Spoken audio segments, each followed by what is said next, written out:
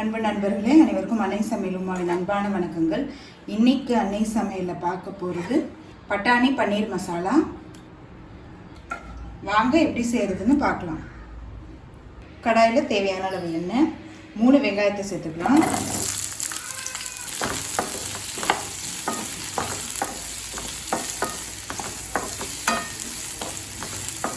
இது மீடியம் சைஸாக இருந்ததுன்னா அதனால் 3 போட்டிருக்கேன். பெரிய வெங்காயமாக இருந்ததுன்னா 2 கூட போதும். ஒரு பச்சை மிளகாய், 1 டீஸ்பூன் இஞ்சி பூண்டு விழுது,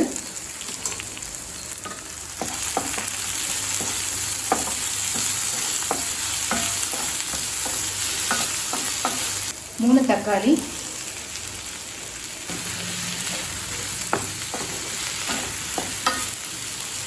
தேவையான அளவு உப்பு,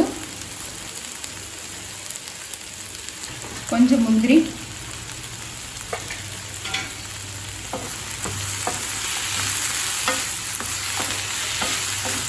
தக்காளி நல்லா சாஃப்ட் ஆகிற வரைக்கும் வெயிட் பண்ணலாங்க. நம்ம இதை அரைக்க தான் போகிறோம், வெங்காயம் தக்காளி எல்லாத்தையும். அதனால் ஓரளவு ரஃப்பாகவே கட் பண்ணி போட்டுக்கோங்க. வெங்காயம் தக்காளியெல்லாம் நல்லா வதங்கிடுச்சு. இப்போ இது கொஞ்சம் நேரம் ஆறின பிறகு மிக்சியில் அரைச்சிக்கலாம். தேவையான அளவு எண்ணெய், 1 டீஸ்பூன் சீரகம்,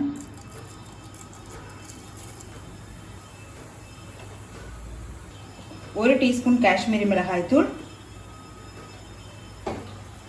1 டீஸ்பூன் மிளகாய்த்தூள், 1 டீஸ்பூன் தனியாத்தூள்,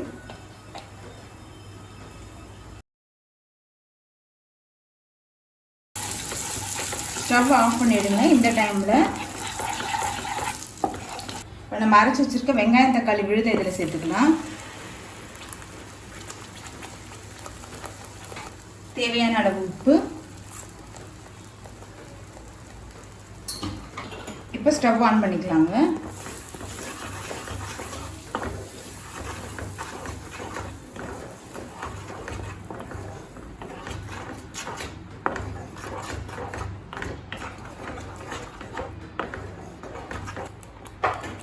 இப்போ இது கூடவே 1/4 கப் தண்ணி சேர்த்துக்கலாங்க.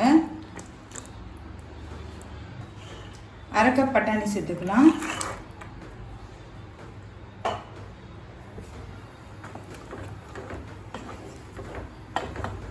இப்போ மூடி போட்டு ஒரு 5 நிமிஷம் மீடியம் ஃப்ளேமில் வச்சிடலாம்.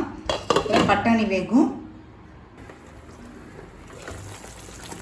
பாருங்கள், நல்லாவே திக்காயிடுச்சு கிரேவி. எண்ணெயும் பிரிஞ்சு வந்துருச்சு. இப்போ இதில் நம்ம 200 கிராம் பன்னீரை சேர்த்துக்கலாம்.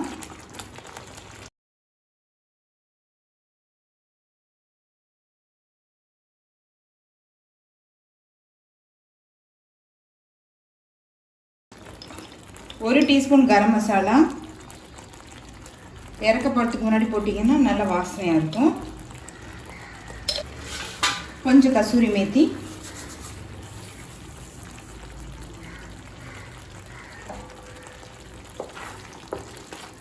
கசூரி மேத்தி இல்லைன்னா நீங்கள் கொத்தமல்லி சேர்த்துக்கலாம். ஒரு 2 நிமிஷம் ஸ்லோவில் வச்சுருந்தா போதுங்க.